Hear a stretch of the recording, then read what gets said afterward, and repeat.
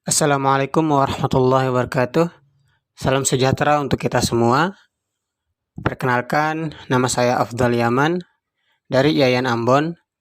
Saya adalah peserta Latsar CPNS Kementerian Agama tahun 2021, gelombang kedua, angkatan ketiga. Baik, di kesempatan kali ini saya akan membahas salah satu materi, yaitu dari nilai-nilai aneka tentang anti korupsi. Diharapkan dengan memahami materi ini, para CPNS mampu membentuk perilaku yang amanah dan jujur, serta berperan dalam pencegahan korupsi di lingkungannya. Nah, kata korupsi berasal dari bahasa Latin yaitu corruptio, yang artinya kerusakan, kebobrokan, dan kebusukan. Selaras dengan kata asalnya, korupsi ini sering dikatakan sebagai kejahatan luar biasa.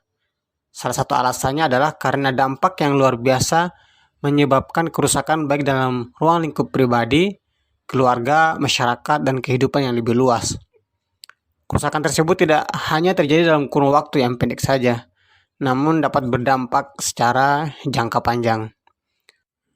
Robert Kierkegaard menyatakan bahwa korupsi adalah diskresi atau monopoli tanpa adanya akuntabilitas, yang masuk kategori tindak pidana korupsi berdasarkan Undang-Undang Nomor 31 Tahun 1999, Junto Undang-Undang Nomor 20 Tahun 2001 adalah kerugian keuangan negara, suap menyuap, penggelapan dalam jabatan, pemerasan, perbuatan curang, benturan kepentingan dalam pengadaan, dan gratifikasi.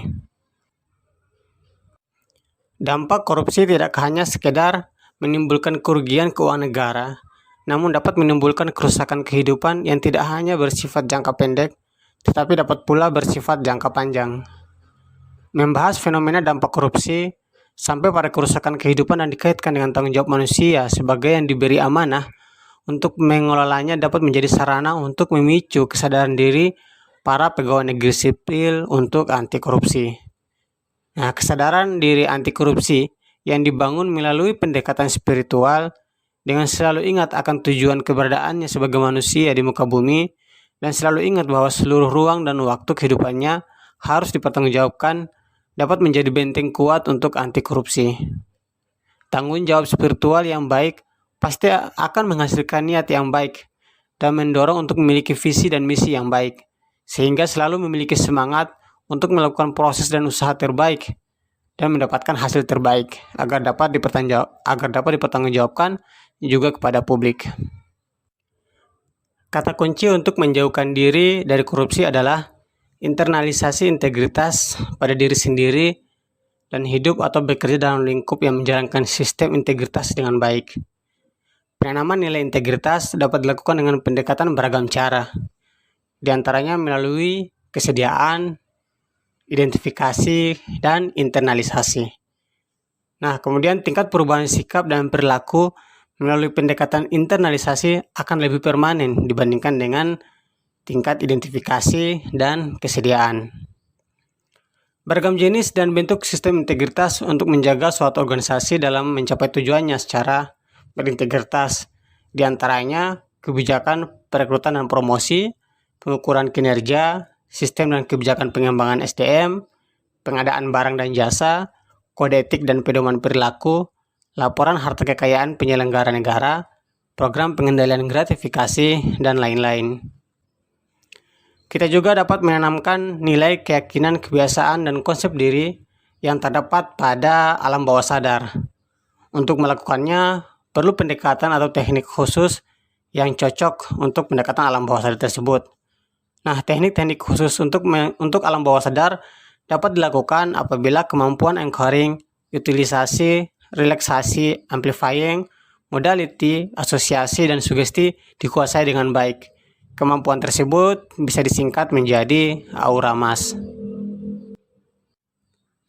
Penerapannya, anti korupsi merupakan sikap tegas memerangi korupsi. Memutus mata rantai korupsi dapat diawali dari diri sendiri, baik itu korupsi waktu, korupsi uang, maupun korupsi tugas. Setiap individu hendaknya dapat menjadi pengingat bagi dirinya masing-masing. Contohnya, ketika berada di lokasi sebelum jam kerja dimulai, tidak meninggalkan tempat kerja tanpa alasan jelas sebelum jam kerja usai, dan tidak menggunakan uang negara untuk memenuhi kebutuhan pribadi. Sebagai ASN yang profesional dan memegang teguh prinsip anti korupsi, seorang ASN diharapkan dapat mengaktualisasikan nilai-nilai dasar anti korupsi dalam kehidupan sehari-harinya yang meliputi jujur, peduli, mandiri, disiplin, tanggung jawab, kerja keras, sederhana, berani, dan adil. Demikian apa yang dapat saya sampaikan, dan terima kasih.